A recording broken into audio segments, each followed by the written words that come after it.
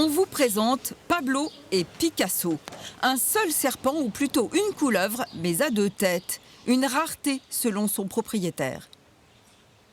Il n'y a pas de recensement de serpents à deux têtes qui sont faits, mais vraisemblablement, c'est le seul en France actuellement vivant, peut-être même en Europe.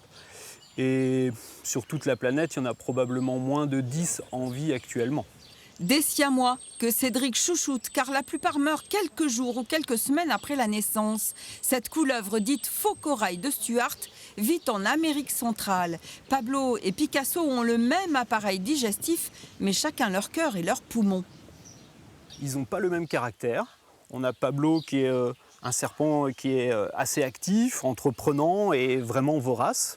Et Picasso, qui est bon mangeur, mais qui est un petit peu plus timide et qui est toujours le deuxième à manger, par exemple. Pablo et Picasso font partie de l'élevage personnel de Cédric.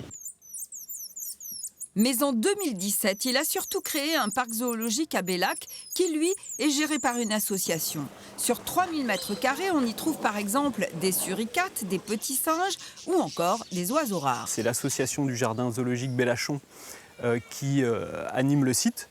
Et on a donc toujours entre 6 à 10 animateurs qui accueillent les visiteurs et qui leur proposent des petites interactions avec les animaux lorsque c'est possible et qui font de la sensibilisation et de la pédagogie.